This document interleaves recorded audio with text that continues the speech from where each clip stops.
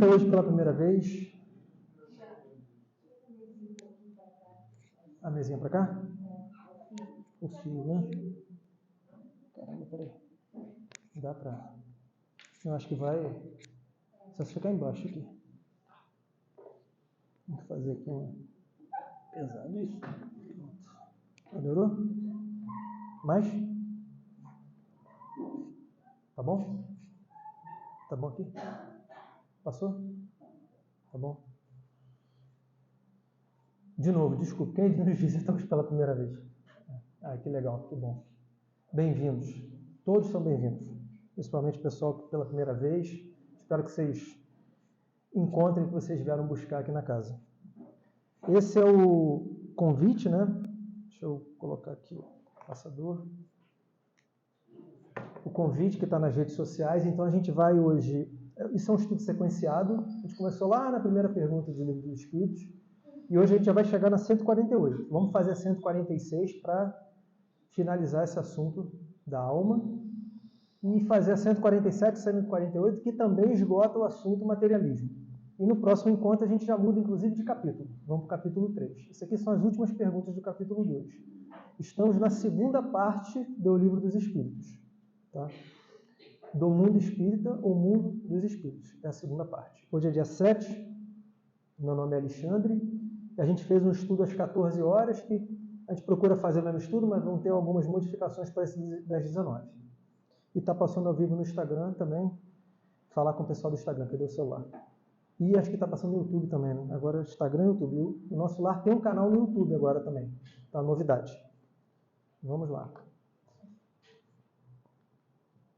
Tem uma novidade para todo mundo, que é esse primeiro slide aqui, que é a agenda espírita, que eu trago, eu vou procurar trazer todo mês que eu fizer o estudo, algumas datas marcantes para o movimento espírita, para a doutrina espírita.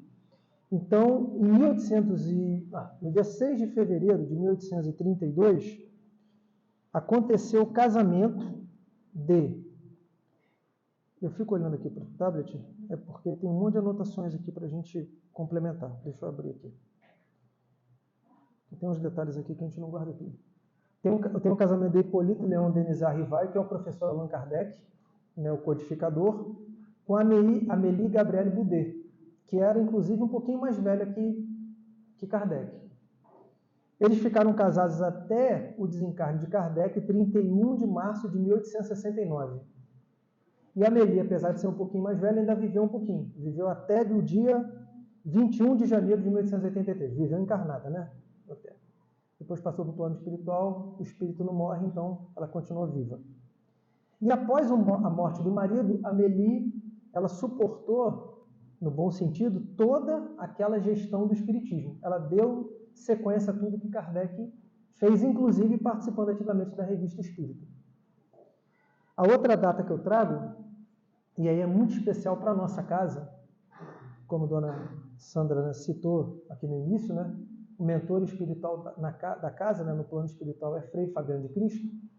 Dia 8 de fevereiro de 1676 foi a data de nascimento, né, o dia do nascimento de Frei Fabiano de Cristo, na aldeia Soengas, freguesia de São Martinho, em Portugal. Tá? Frei Fabiano, que pertencia ele foi um frade da Ordem dos Frades Menores, e aí, muito jovem, ele veio para o Brasil e passou o restante da encarnação dele aqui no Brasil. Ele desencarna no dia 17 de outubro de 1747, no convento de Santo Antônio, em Minas Gerais. E mais um pouquinho, né, no dia 20 de fevereiro de 1822, desencarnou em Salvador, Bahia, a freira Joana Angélica de Jesus. Mas a gente conhece ela mais como Joana de Ângeles, mentora espiritual do nosso querido Divaldo Pereira Franco. Joana de Ângeles, no plano espiritual, ela dirige, na verdade, a Mansão do Caminho. Não sei se alguém já ouviu falar. Mansão do Caminho, que é uma obra social que está dentro de um centro espírita lá em Salvador, chamado Caminho da Redenção, que foi fundado pelo nosso querido Divaldo Pereira Franco. Então, isso daqui é uma novidade. E aí eu lembrei, e não falei à tarde, que hoje é o Dia Internacional da Internet Segura. Não sei se alguém viu aí na internet, né? Que é o Dia Internacional da Internet. E aí, quando se fala rapidinho, né, internet segura, né, quem faz a internet somos todos nós, né, na maneira como a gente navega. E essa internet segura é uma coisa muito séria, né, que é o uso que a gente faz, né, da internet como um todo. E hoje é esse dia, Dia Internacional da Internet Segura, tá? Dia 7 de fevereiro de 2024. E o ano está passando muito rápido. E aí eu vou trazer também, principalmente o pessoal de primeira vez, né, a gente faz também uma revisão do último estudo, né? Então a gente vai fazer a revisão do dia 24 de janeiro, que foi a última vez que a gente se encontrou. Então, 3 pontos lá da agenda espírita, 3 pontos aqui de revisão, depois a gente vai fazer 3 perguntas, né? O que isso daí tem a ver? Não tem nada a ver, é só uma coincidência. Tudo 3. Então, o primeiro ponto da revisão está conseguindo ver? Tá, né? A espiritualidade esclarece que a alma não fica presa dentro do corpo físico, ela não fica encarcerada, né, entre aspas, dentro do corpo, fica limitada ali ao corpo. E que ela também, a alma, não circunvolve. Então, ela nem fica presa dentro do corpo físico, nem está em volta do corpo físico. Já que a alma é exterior. Ué, mas é exterior, ela não está em volta do corpo? Ela é exterior no sentido de ela se projetar além do limite material, além do limite do corpo físico. Ela se expande, se projeta. A gente comentou no estudo passado aqui que quando a gente dorme, acho que é um bom exemplo, né? A alma se desprende do corpo, se liberta através do seu corpo material e ela é vista em locais distantes do corpo. Ela não está presa dentro daquele corpo. Enquanto o corpo repousa, a alma vai para locais distantes. Esse é o primeiro ponto que eu trago como revisão. Isso é uma revisão. O segundo, que a alma está toda no sentido que ela está pronta. Pronta porque ela não vai se desenvolvendo e completando aos poucos. Não é assim. O que vai se desenvolvendo e completando aos poucos são os órgãos, que são os instrumentos das manifestações da alma. Estes, sim, vão se desenvolvendo. Se a gente imaginar um bebezinho, né, pequenininho, que acabou de nascer, ele vai se desenvolvendo, vai amadurecendo, os órgãos vão se desenvolvendo, e aí a alma, as faculdades da alma vão se manifestando para e passo ali com o desenvolvimento dos órgãos. Mas não é que a alma esteja se completando e se desenvolvendo. Ela já está toda pronta. Só que para essa manifestação da alma, essa criancinha tem que amadurecer, tem que entender melhor as coisas. É assim que acontece. A espiritualidade nos deu essa informação nas respostas anteriores. E a última ponto de revisão, que os espíritos não definem do mesmo modo a alma. Porque cada um, assim como nós, encarnados, cada espírito, com E maiúsculo, né, estão no plano espiritual desencarnados, cada um está num determinado grau de evolução, de conhecimento, cada um tem um entendimento diferente das coisas.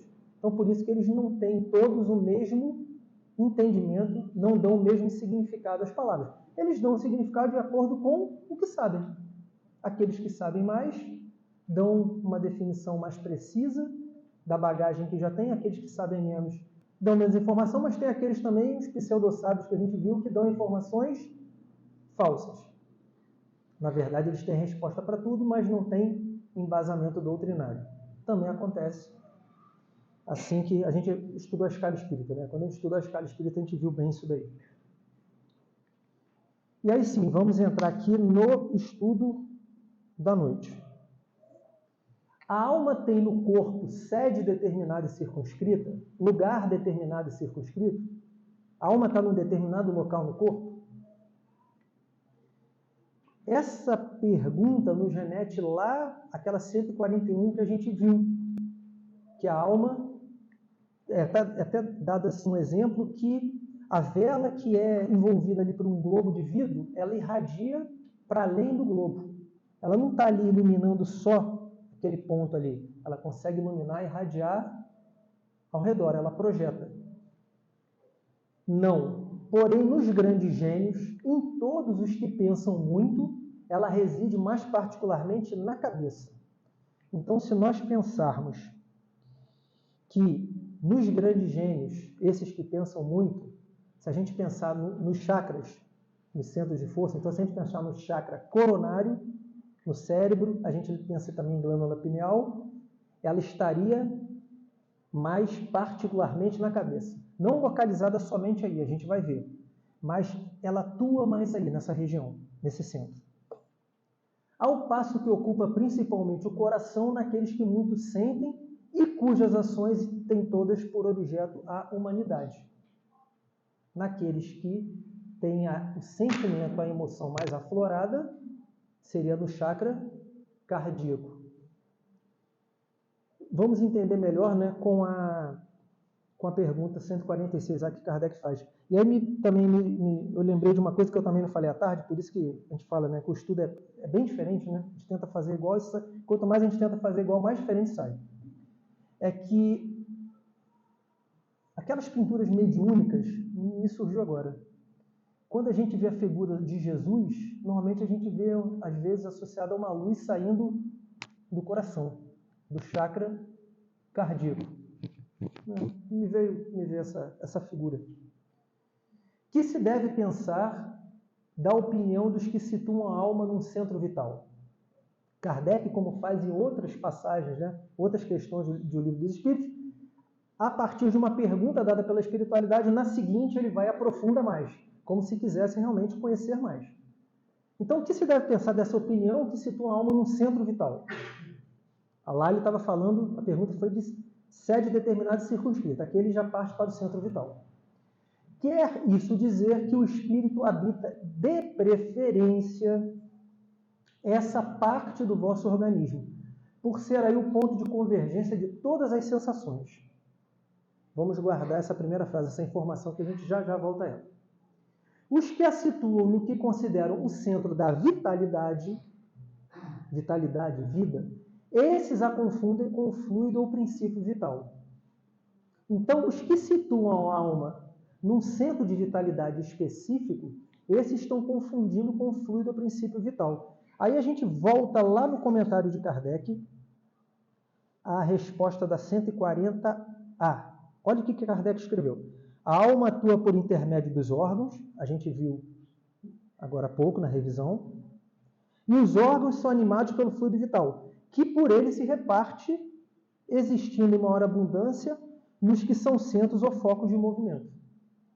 Então, o fluido vital, sim, eles se situam nesses centros de vitalidade, estando mais, assim, localizados nesses que são centros ou focos de movimento. Por isso que ele diz que eles confundem. Pode, todavia, dizer-se que a sede da alma se encontra especialmente nos órgãos que servem para as manifestações intelectuais e morais. Então, conforme aquilo, o que a gente pode tirar disso tudo? A gente já vai voltar àquela primeira frase ali. Conforme aquilo que a gente foca mais, que a gente põe mais atenção, a alma atua mais ali. Não é que ela esteja ali, somente ali. Ela tem uma atuação maior ali, uma maior energia naquele centro ali. E aí a gente acaba, com isso, voltando à primeira questão. Olha o que eu digo, primeira frase, perdão. Quer isso dizer que o espírito habita de preferência essa parte do vosso organismo por ser aí o ponto de convergência de todas as sensações. Então, se a gente põe mais foco num determinado chakra, esse vai ser um ponto de convergência. Não fica limitado ali, mas é como se houvesse uma maior energia ali. Vamos ver os centros vitais para a gente poder recordar melhor? Então, a gente tem os 7 chakras, e aí a gente tem os 3 primeiros, coronário, que a gente viu, são os que pensam muito, frontal e laríngeo, são energias espirituais cuja característica principal são os pensamentos. Na sequência, cardíaco, aqueles que muito sentem, esplênico e gástrico, energias vitais relativas aos sentimentos e emoções. E ainda, genésico, energias físicas, desejos e sensações.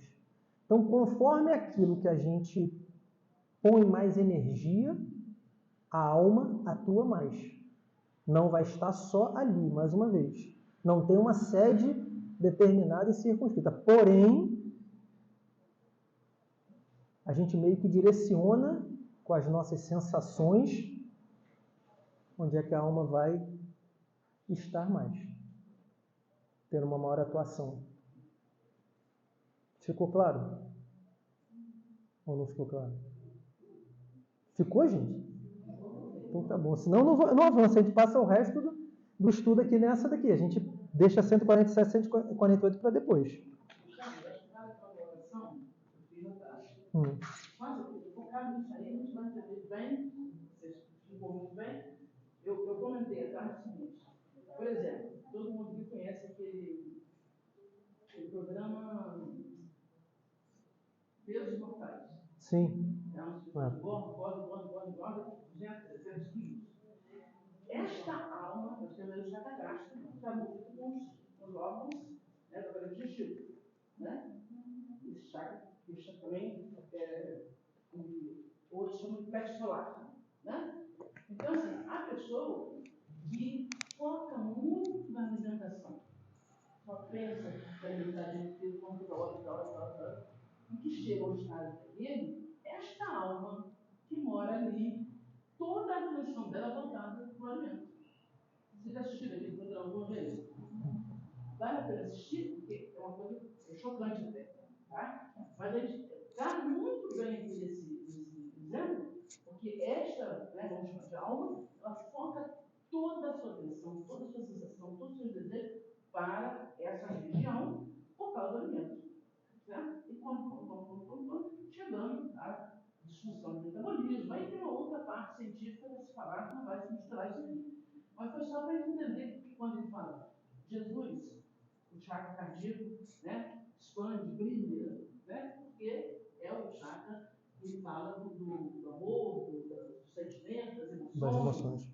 Só para vocês terem assim, como entender bem essa questão quando direciona. Tem pessoas que são genéricos, que é pouco comentado, viciados em sexo. A gente sabe que existe isso. Então, todo o seu foco energético é nesse sentido.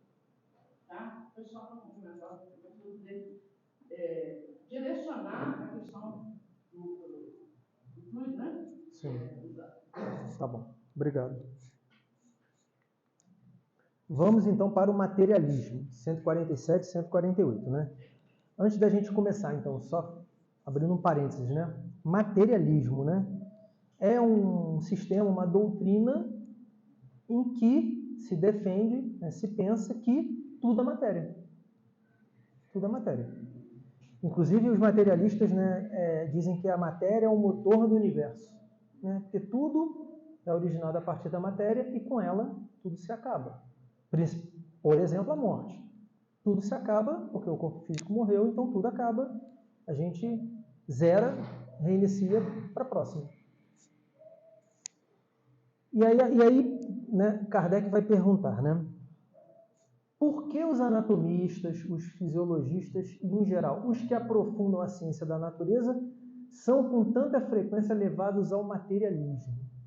Então, por que os cientistas, de uma maneira geral, são tão levados ao materialismo? Lembrando, né, que os cientistas são muito cartesianos, né? Ainda mais nesse pensamento material, né?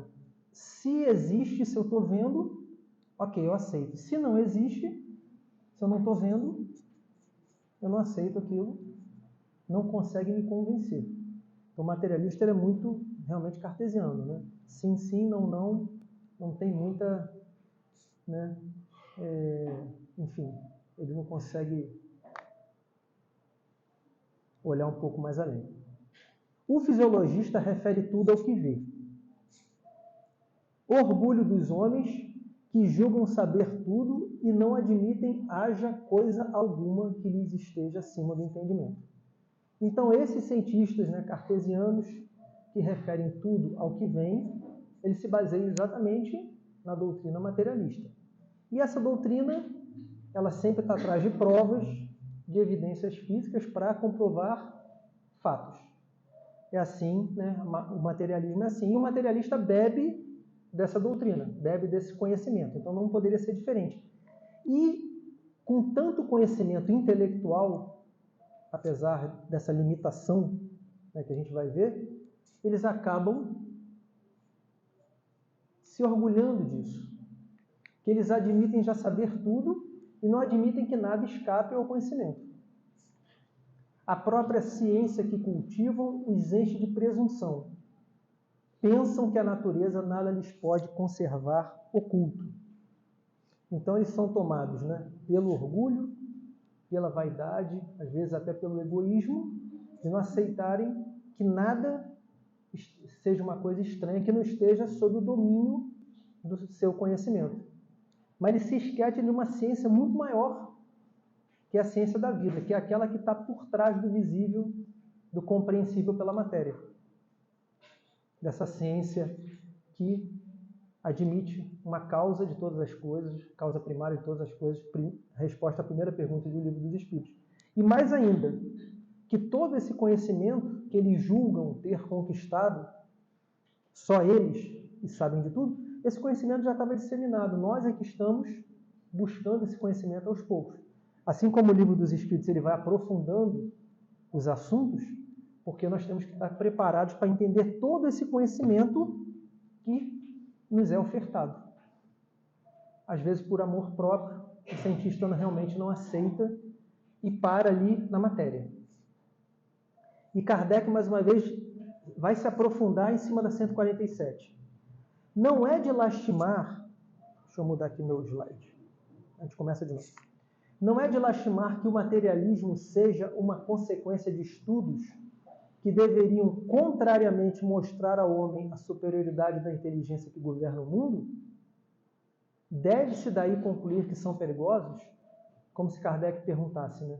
Kardec e a Sociedade Parisiense de Estudos Espíritos.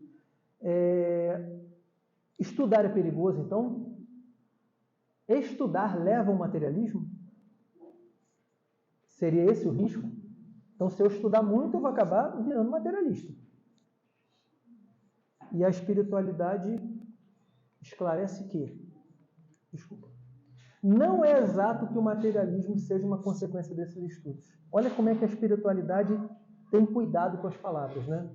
Não é exato, não tem como se comprovar que o materialismo seja uma consequência dos estudos.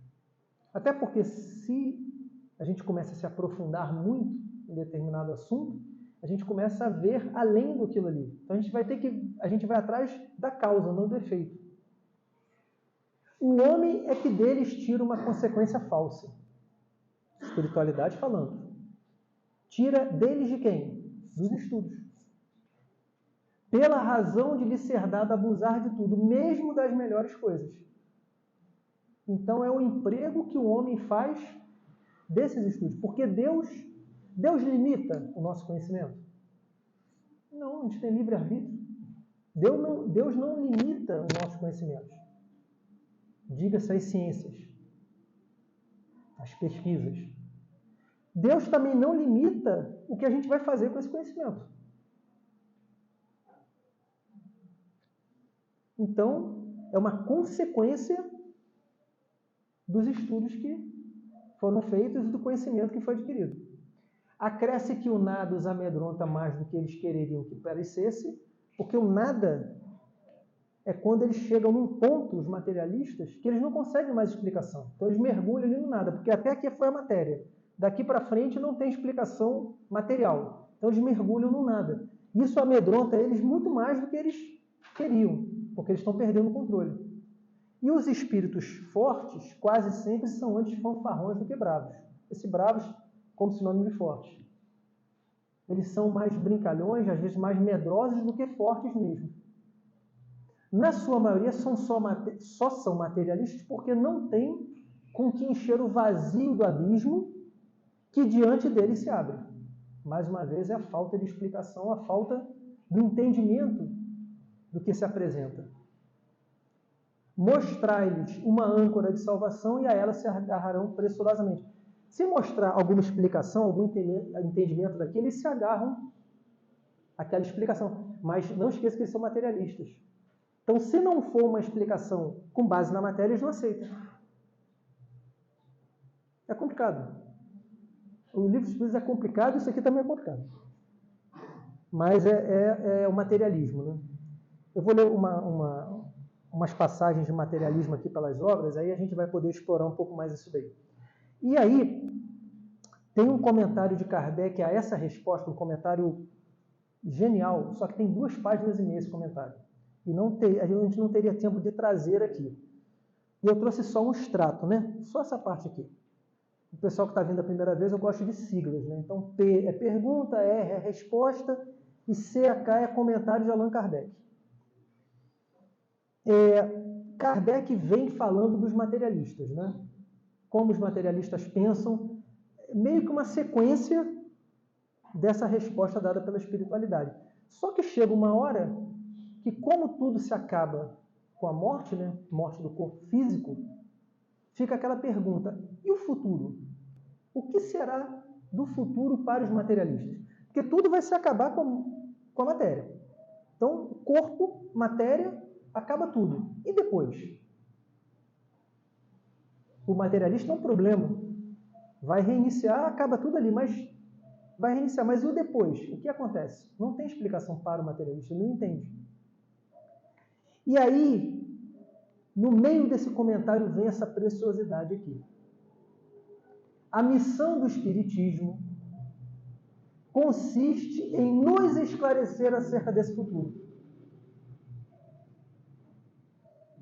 Nos esclarecer.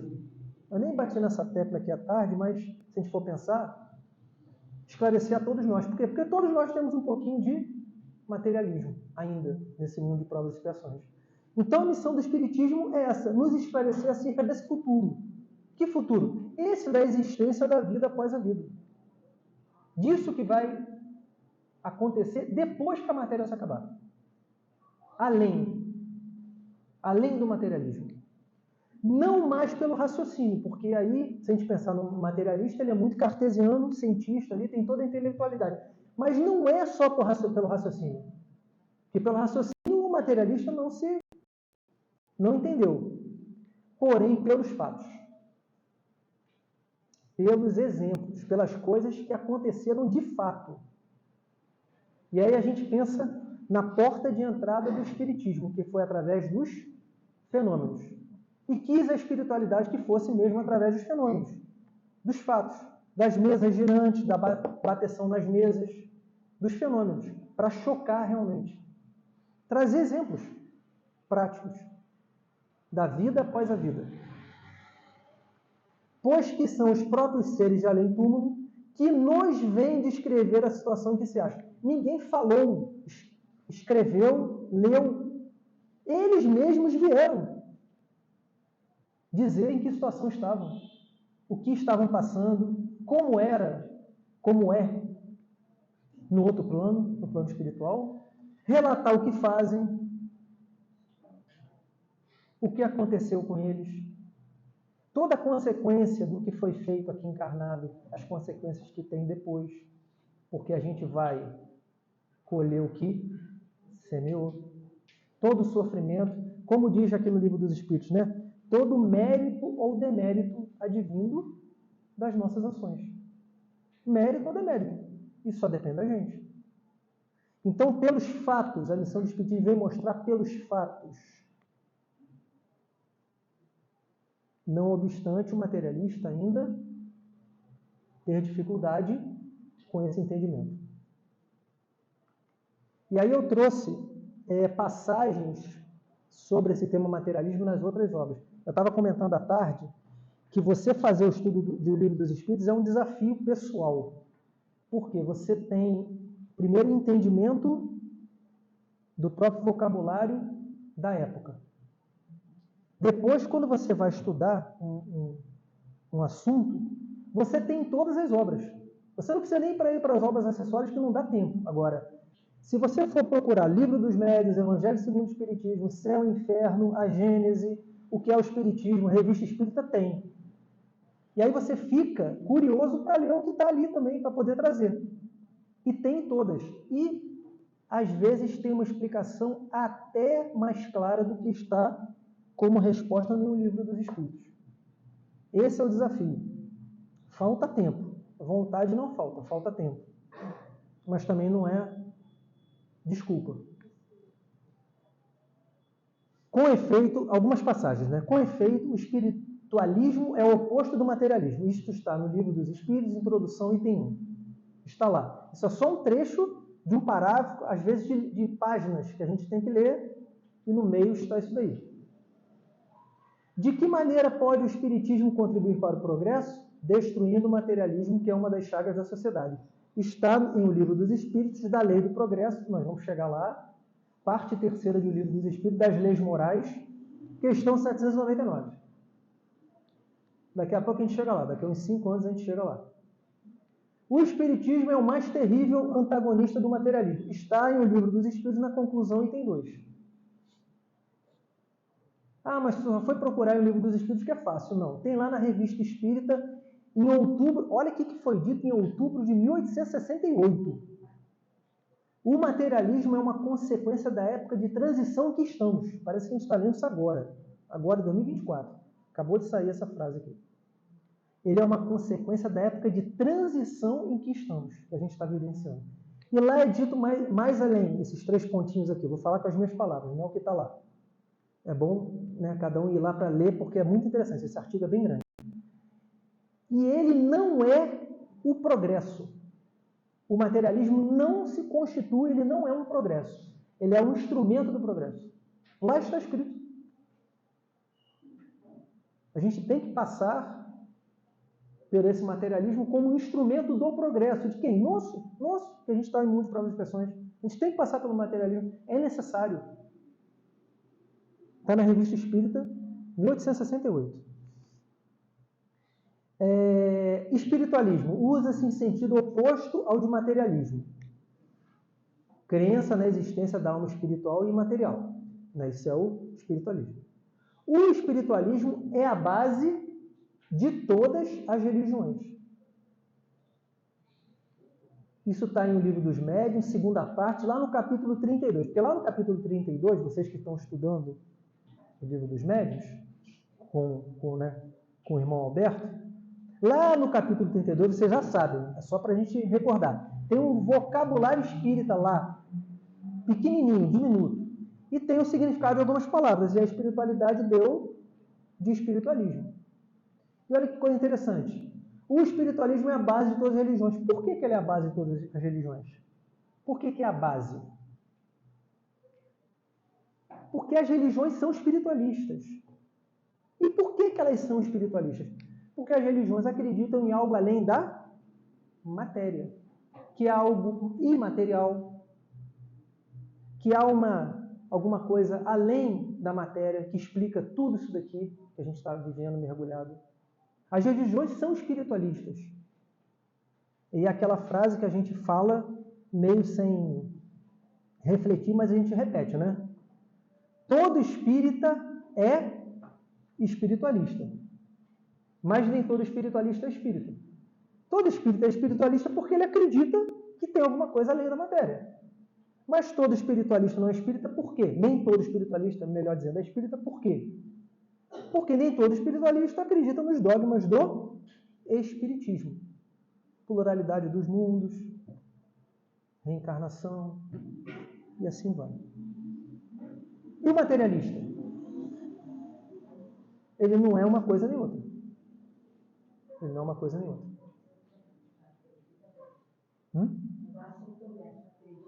Exatamente. Bem, só acredita vendo.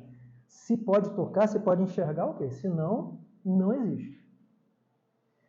De há muitos tem já a palavra espiritualista uma acepção bem determinada. Espiritualista, aquele ou aquela pessoa cuja doutrina é oposta ao materialismo. Está na obra O que é o Espiritismo, na pequena Conferência Espírita. Está lá também. E se a gente for procurar, eu fiz um resumo aqui. Deve ter uma menção a materialismo em umas 300 lugares só da codificação, fora as obras acessórias. O que isso daí significa? Que a gente tem que estudar e que nunca é o suficiente. Aí, resumindo, eu fiquei devendo à tarde, vou ficar devendo à noite, porque eu esqueci de colocar. Eu esqueci de colocar mesmo, a gente tem que admitir. Porque isso daqui, não com essas palavras, mas está no artigo da Revista Espírita, esse resumo, entre aspas, que Kardec traz em relação à doutrina espírita. Kardec posiciona a doutrina espírita como uma adversária do materialismo. A gente já viu aqui nas outras definições. Porém, uma grande auxiliar da religião.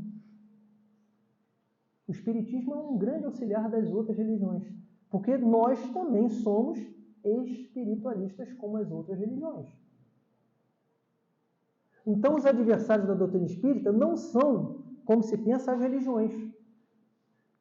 O catolicismo, as religiões, né? Católica, evangélica, budismo, não são adversários do espiritismo.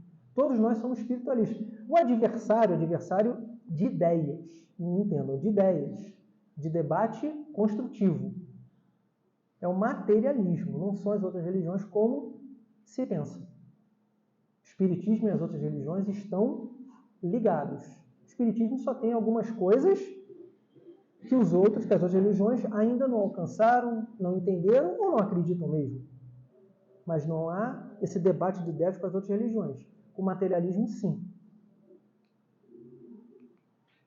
E aí, antes da gente fazer a reflexão eu tive que fazer uma mudança. Por quê?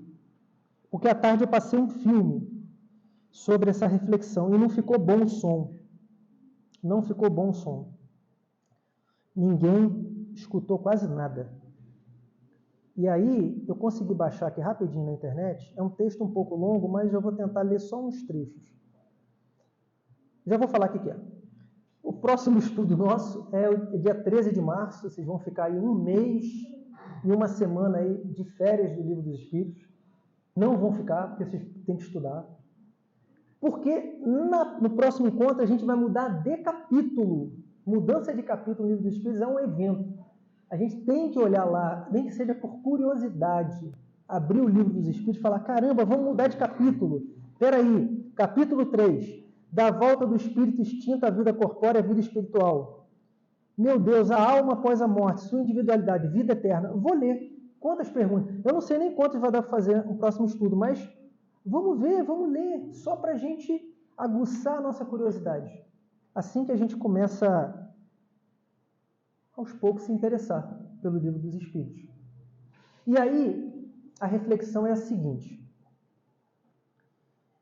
Né, foi a cena do filme que trouxe que não vai dar para passar. Eu vou tentar ler aqui, mas esse resuminho aqui já tinha. É baseado no filme Bezerra de Menezes, O Diário de um Espírito. O que acontece? Bezerra de Menezes, durante uma sessão pública, Dr. Bezerra de Menezes, né, ele é desafiado por uma pessoa, por um homem que estava ali vendo a sessão, para um debate. Aquele homem quer fazer com ele um debate público, em uma outra ocasião. Esse homem se diz materialista e ateu. E o debate seria materialismo versus espiritismo. Por isso que eu trouxe aqui essa reflexão, porque trata do tema, materialismo. Às vezes eu trago reflexões que não tratam do tema também, mas essa por acaso trata. E esse homem diz que o materialismo já havia levantado uma lista de médiuns fraudulentos. Ele começa a ofender assim um pouco a doutrina. Ilusionistas que operam em nome de poderes imaginários, algumas coisas aqui que eu vou ler para vocês. E aí Bezerra de Menezes, doutor Bezerra de Menezes, muito centrado, muito tranquilo, permaneceu tranquilo, centrado o tempo todo, inspirado pela espiritualidade, ele diz que aceita o desafio. Aceito? Vamos debater. Somente se, aquela condição, né, matemática, somente se aquele homem levasse ao debate uma única pessoa, uma única, que o materialismo tivesse soerguido moralmente no mundo, que ele tivesse erguido emocionalmente. E aí eu vou ler o trecho para vocês aqui. Passagens, né, que é um pouco extenso. Conta-se que o doutor Adolfo Bezerra de Menezes orientava no Rio uma reunião de estudos espíritas, com a palavra livre para todos os circunstantes, quando, após comentários diversos, perguntou se mais alguém desejava expressar-se nos temas da noite. Foi então que renomado materialista, seu amigo pessoal, lhe dirigiu veemente provocação. Bezerra, continuo ateu, e não somente por meus colegas, mas também por mim. E venho a convidá-lo a debate público a fim de provarmos a inexpugnabilidade do materialismo contra as pretensões do espiritismo. E previno a você que o materialismo já levantou extensa lista de médiuns fraudulentos, de chamados sensitivos que reconheceram os seus próprios enganos e desertaram das fileiras espíritas, dos que largaram em tempo o suposto desenvolvimento das forças psíquicas e fizeram declarações contra as mentiras piedosas de que se viram envoltos, dos ilusionistas que operam em nome de poderes imaginários da mente, e foi desfilando ali uma série de coisas contra o espiritismo. E aí no final ele fala assim: esperamos que você, os espíritas, aceitem o repto. Essa palavra assim é diferente, né? Repto. É esse desafio, né? É sinônimo de desafio. Bezerra concentrou-se em prece por alguns instantes, e em seguida respondeu aliando energia e brandura. Aceitamos o desafio, mas tragam também ao debate aqueles que o materialismo tenha soerguido moralmente no mundo. Eu coloquei uma única pessoa porque é o que está no vídeo. Aqui, né, tragam aqueles que o materialismo tenha soerguido moralmente no mundo. Os malfeitores que ele tenha regenerado para a dignidade humana. Os infelizes aos quais haja devolvido o ânimo de viver. Os doentes da alma que tenha arrebatado as fronteiras da loucura. As vítimas de tentações escabrosas que haja restituído a paz do coração. As mulheres infortunadas que terá arrancado ao desequilíbrio. Os irmãos desditosos de quem a morte roubou os entes mais caros, a cujo sentimento enregelado na dor terá estendido o calor da esperança. As viúvas e os órfãos, cujas energias terá escorado para não desfalecerem de saudade ante as cinzas do túmulo. Os caluniados, aos quais terá ensinado o perdão das afrontas.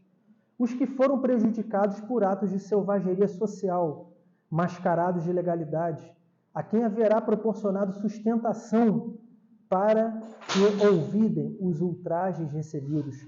Os acusados injustamente, de cujo espírito rebelado terá subtraído o fel da revolta, substituindo-o pelo bálsamo da tolerância.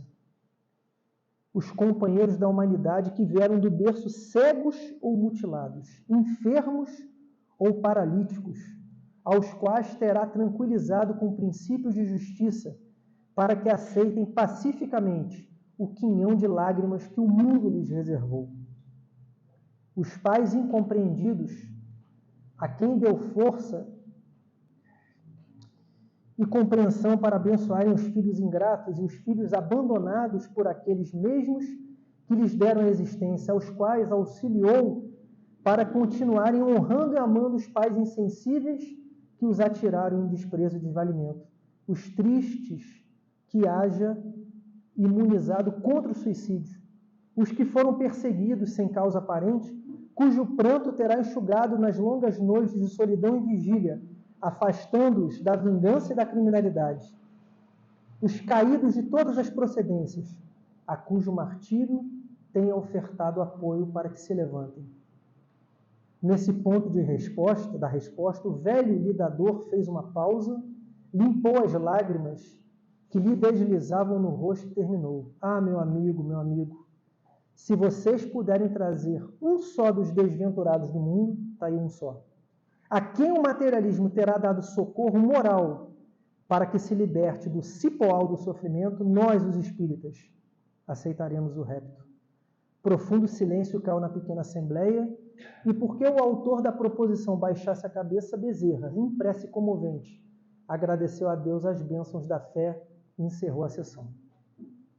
Então, com esse texto, eu encerro o estudo de hoje. Que todos nós possamos refletir bastante, principalmente sobre esse final, porque nós somos um pouquinho materialistas também. Estamos aqui para evoluir e aprender, principalmente que o Espiritismo nos ensina.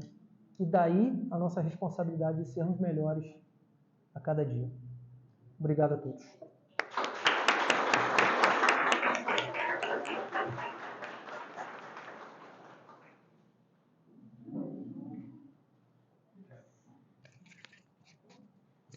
mais uma vez, a oportunidade, né, que tivemos de estudar com o Alexandre, se debruça sobre a escrita brasileira.